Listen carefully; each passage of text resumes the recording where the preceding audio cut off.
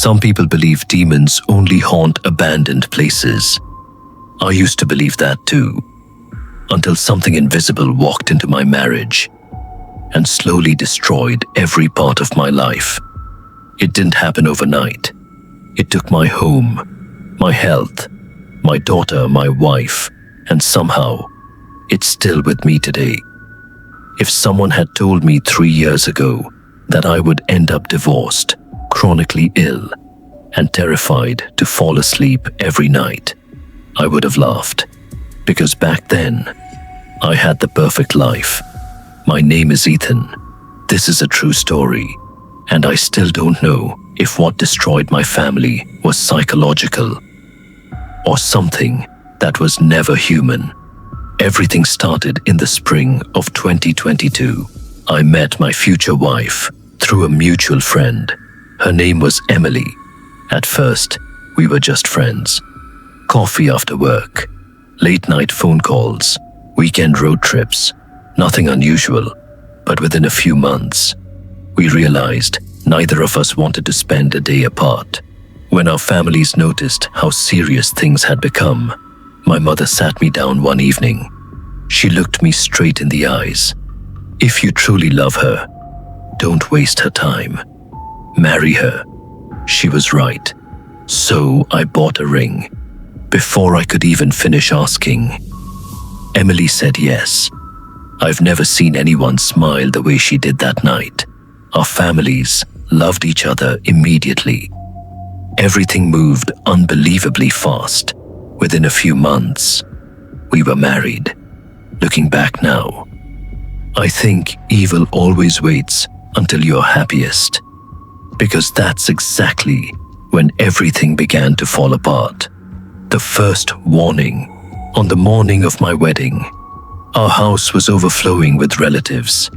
Everyone was busy. Music echoed through every room. I barely had time to breathe. Around noon, I finally walked into my bedroom. The room was locked, exactly the way I had left it. Inside was a bird cage. I owned 2 lovebirds. They had been together for years. Every morning, they filled the room with constant chirping. That morning, the room was silent. One of them was lying motionless at the bottom of the cage. Its neck was twisted completely backward. I froze. There was no blood, no broken cage, no open window, no way for any animal to get inside. The other bird stood perfectly still, staring at its dead companion.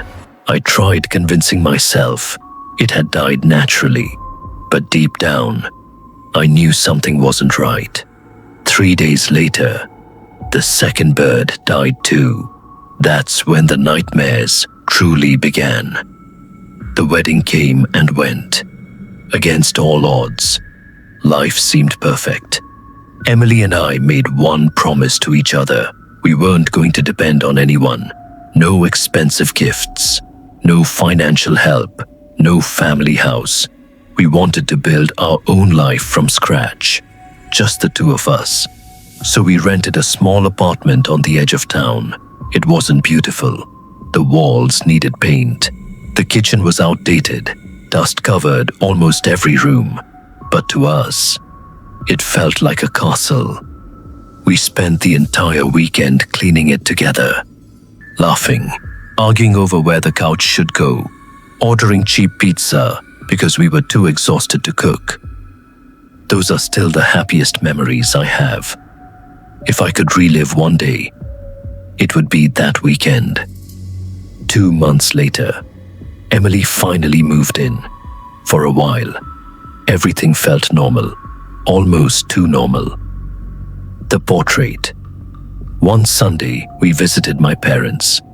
Emily had surprised me with a large painted portrait from one of our wedding photos.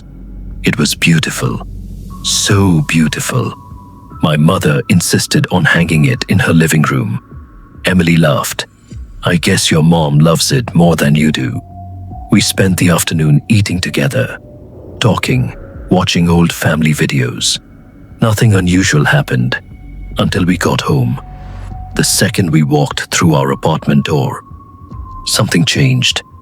I still can't explain it. Emily looked at me and suddenly seemed furious. What was that supposed to mean? I stared at her. What are you talking about? Within seconds, we were screaming. Neither of us remembers how the argument started. We just know it escalated unbelievably fast. 30 minutes later, we were talking about divorce. Divorce. After only 2 months of marriage, it didn't make sense. We loved each other. Neither of us wanted to leave. Yet somehow, it felt like something inside both of us wanted the relationship destroyed. I stormed into the bedroom, trying to calm down. That's when my phone rang. It was my mother. She was crying so hard. I could barely understand her. Ethan, are you two okay? My stomach dropped. What happened? She took a shaky breath. The portrait, it just flew off the wall. It shattered into hundreds of pieces. Silence. No earthquake. No one touched it. The hook hadn't broken. The frame hadn't slipped. According to my father, the portrait launched forward, as if someone had ripped it off the wall. For the first time, I felt genuine fear. Something was watching. Weeks passed.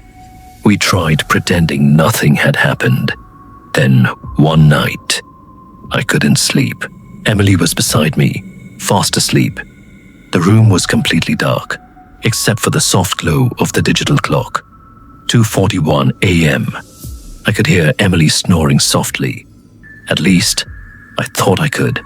The sound felt wrong, too deep, too slow. I leaned closer to her. The snoring stopped, but I could still hear it. I slowly turned my head toward the darkest corner of our bedroom. The sound was coming from there, not from Emily, not from outside, from the corner itself. I froze. Every instinct told me, don't look any closer, don't move, don't breathe. Then, the sound stopped. Complete silence. I didn't sleep again that night. And I never told Emily, because I was terrified. She'd think I was losing my mind. I wish that had been the worst thing we experienced. It wasn't. Not even close. The apartment was only beginning to show us what had been living there all along. After that night, I started paying attention to every little detail, every sound, every shadow, every feeling. Because something inside me knew the apartment wasn't empty. At first, the incidents were small enough to explain away. Or at least, that's what I kept telling myself. One evening, Emily and I were watching a movie. Halfway through, a loud crash exploded from the kitchen.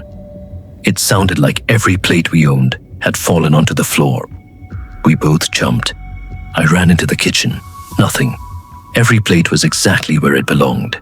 Every glass, every bowl. Not a single thing was out of place. Emily looked at me. You heard that too? I nodded. Neither of us spoke for the rest of the night. The gas stove. A few days later, I woke up before Emily. I walked into the kitchen and immediately smelled gas. Every burner was turned on, not lit, just releasing gas into the apartment. I stood there frozen. If either of us had walked in and flipped on the light, the entire apartment could have exploded. I checked every window, locked. Every door, still locked from the inside. Neither of us remembered touching the stove the night before. Emily swore she hadn't. So did I. From that day on, I checked the stove 3 times before going to bed, then 5, then 10. No matter how many times I checked, I never felt safe. The arguments, the apartment wasn't just changing our surroundings, it was changing us. Every conversation became a fight. It didn't matter what we were talking about. Dinner, laundry, bills, movies. Somehow, every discussion ended with screaming. The strange part wasn't the arguments, it was what happened afterward. An hour later, we couldn't remember what we'd been fighting about. Not a single word. It was like someone had erased the beginning of every argument, leaving only the anger behind. Emily cried almost every night. I don't know what's happening to us. Neither did I, because deep inside, I still loved her, and I knew she still loved me. But something else wanted us to destroy each other. Then she got pregnant a few months later. Emily smiled at me with tears in her eyes. I'm pregnant. For the first time in weeks, we felt hope. Everything changed overnight. The arguments stopped. The apartment felt quieter, almost peaceful. I remember thinking, maybe whatever this is, it's over. Maybe we survived it. I couldn't have been more wrong, because as Emily's pregnancy progressed, the activity came back. Only this time, it wasn't trying to scare us. It felt like it was waiting, watching, patient, as if it knew someone new was about to enter our lives. One night, I woke up around 3 in the morning. Emily was sleeping peacefully, but something felt wrong. The bedroom was colder than usual, so cold. I could see my own breath. Then I heard it, a soft whisper, not outside the apartment, inside our bedroom, right beside the bed. I couldn't understand the words. It sounded like multiple voices, all speaking at once, barely above a whisper. I reached for my phone, turned on the flashlight. Nothing. The room was empty.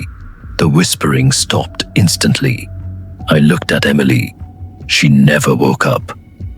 Almost like whatever had been standing there only wanted me to know it existed.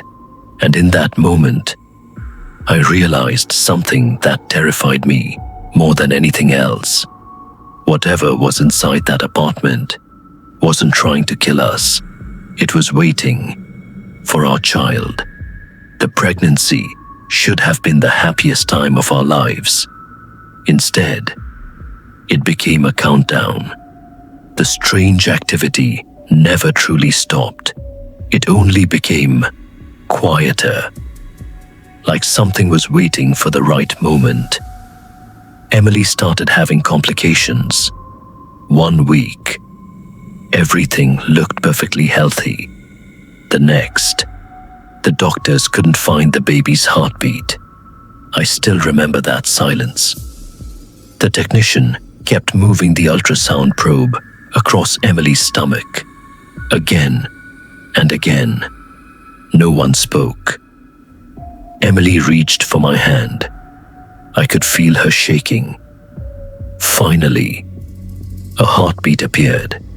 Weak, but there. The doctors called it a miracle. I wanted to believe them.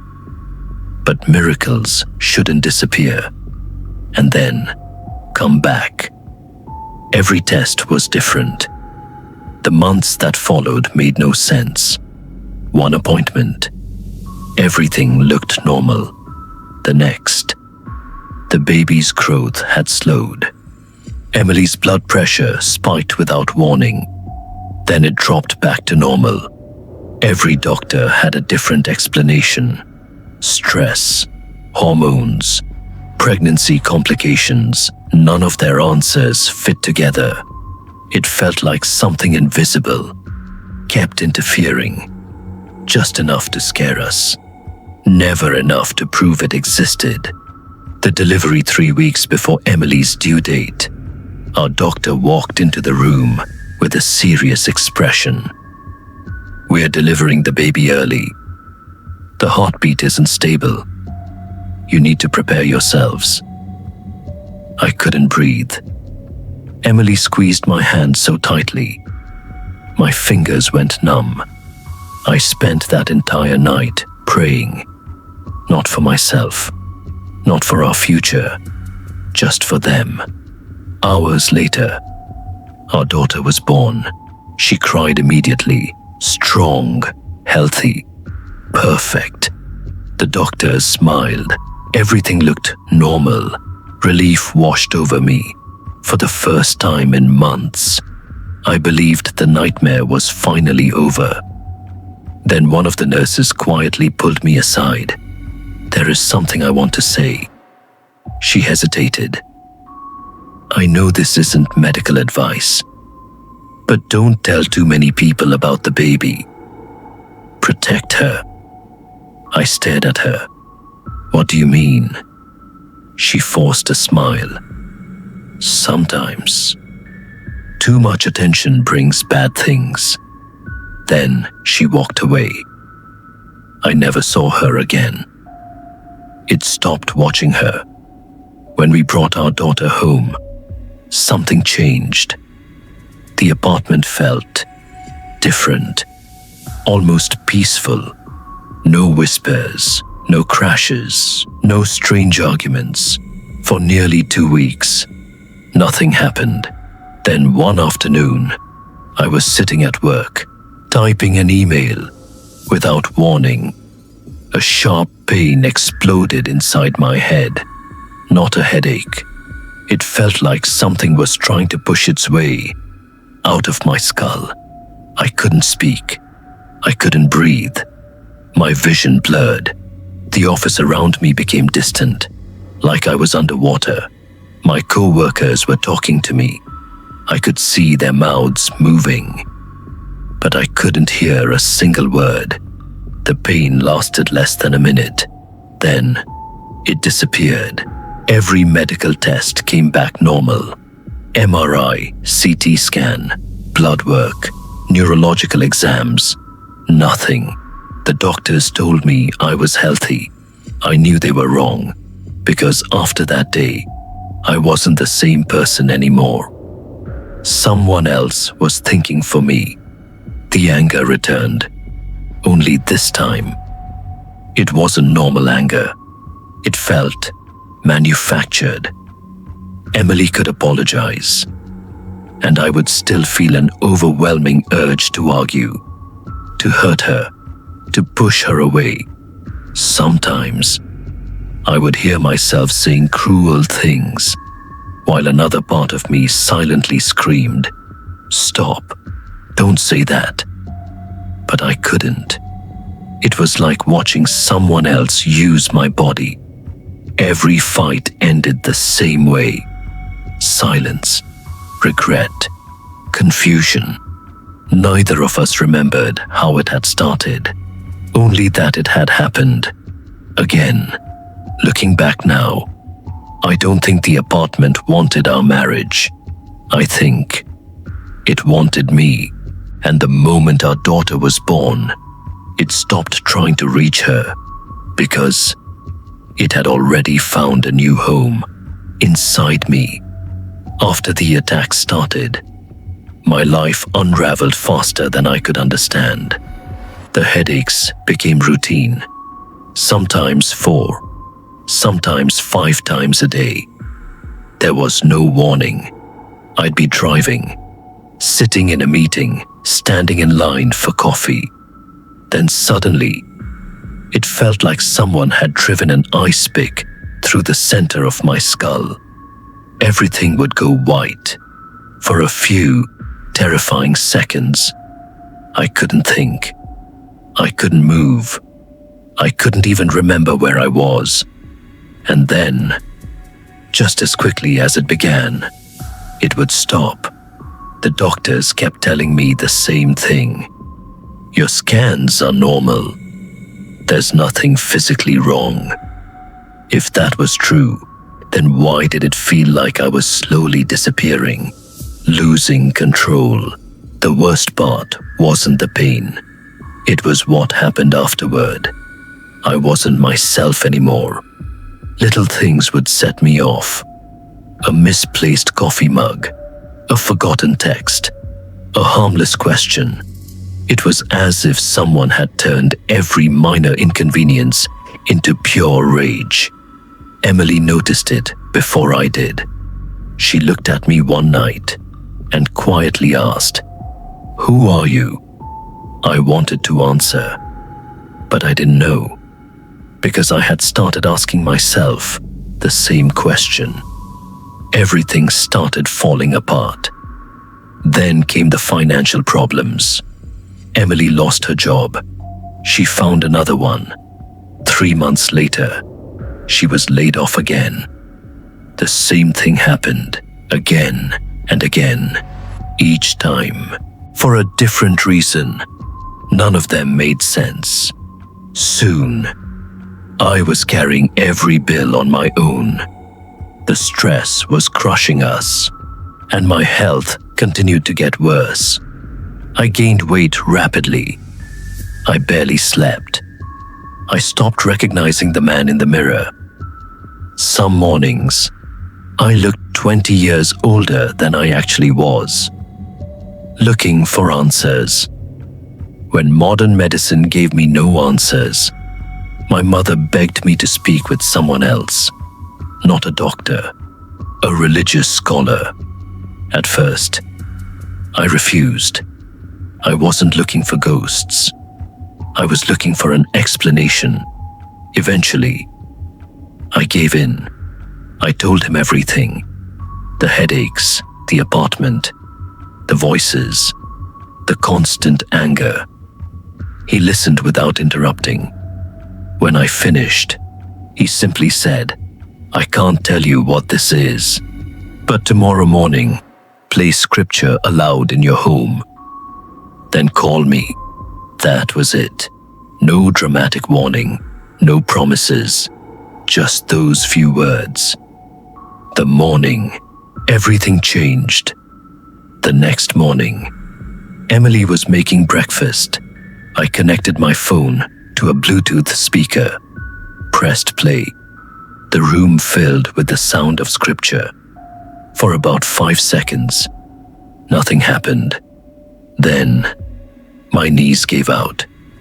It felt like every ounce of strength had been pulled out of my body. I collapsed onto the floor. I couldn't move. I couldn't lift my arms. I couldn't even turn my head. Panic hit instantly. I tried to call Emily. Nothing came out. I was fully awake, completely aware, but trapped inside my own body. Every second the audio continued. The pressure inside my chest grew heavier. It honestly felt like, if it played for another minute, I wouldn't survive it. With everything I had left, I forced out one word. "Emily." She ran into the room. The second she turned the speaker off, the pressure disappeared. Not slowly, immediately. Within moments, I could move again. Neither of us said a word. We just stared at each other, trying to convince ourselves there had to be a logical explanation. But neither of us could find one. Maybe it was never about the apartment that night. I couldn't sleep. I kept replaying everything in my mind. The dead birds, the portrait, the whispers, the fights, the headaches, the collapse. One realization kept returning. What if the apartment had never been haunted? What if whatever had entered our lives had never been attached to a place? What if it had been attached to me? And if that was true, moving away would never save us. By early 2024, Emily couldn't do it anymore. Neither could I. We weren't sleeping. We weren't talking. Every conversation turned into another war. Some nights, we'd promise each other we'd fix everything. The next morning, We couldn't stand being in the same room. It felt impossible, like someone kept flipping a switch inside our heads. 1 minute, we were the couple who couldn't live without each other. The next, we hated each other. At least, that's what it wanted us to believe. She took our daughter one afternoon. Emily packed a suitcase. She picked up our little girl, looked at me, and quietly said, "I think we need some time apart." I wanted to stop her. I wanted to beg her not to leave, but the words wouldn't come. I simply stood there, watching the front door close. The apartment had never felt so empty. The silence was unbearable. Every toy our daughter left behind felt like evidence that I'd already failed as a father. We still loved each other. The strangest part, the love never disappeared. Not once. Even while we were separated, we still texted. We still checked on each other. Sometimes we'd spend hours talking about our daughter. Then, without warning, the conversation would explode into another argument, always over something meaningless, always ending the same way. Blocked numbers, tears, silence. Days later, neither of us could remember what had caused the fight. It was becoming a pattern, one we couldn't escape, one last chance. A few months later, we agreed to try one final time. No lawyers, no family, just us. We planned a short vacation in the mountains, somewhere quiet, somewhere far away from the apartment. We told ourselves, if we could spend a few peaceful days together, maybe we'd remember why we fell in love. For the first time in months, I felt hopeful. I booked the flights, reserved the cabin, packed our bags. Emily even smiled again. It felt normal, almost. 2 days before the trip, then it happened. Again, 2 days before we were supposed to leave, we had another fight. Neither of us remembers how it started. I swear, I don't. 1 second, we were discussing what to pack. The next, we were screaming. Emily completely lost control. She grabbed our daughter's toys and started throwing them across the room. I dodged one. Another shattered against the wall. I reached out to calm her down. She shoved me. I instinctively pushed her back. She stumbled. For one horrifying second, we just stared at each other. Neither of us recognized the person standing in front of us.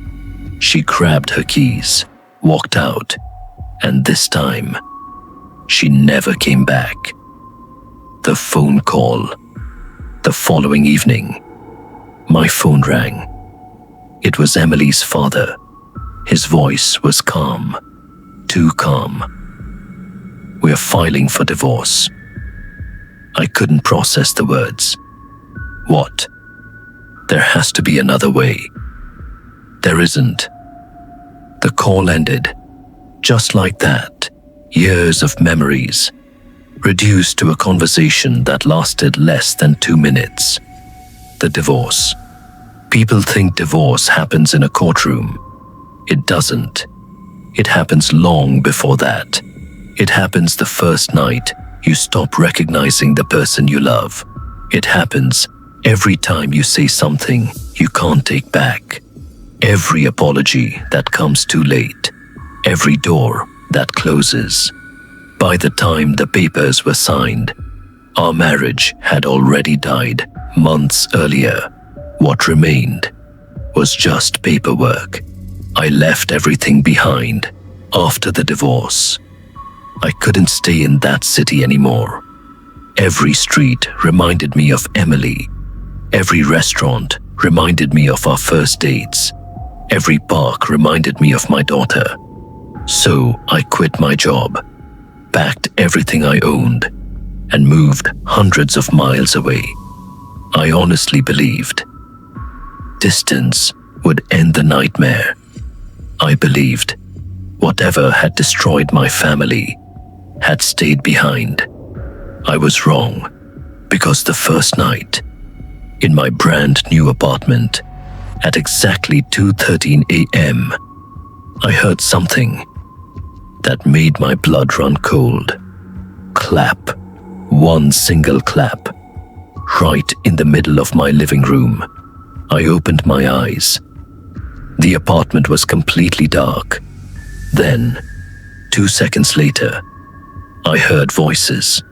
Not one, not two, at least 8 different people, whispering, standing somewhere inside my apartment, and every single voice was speaking at the same time.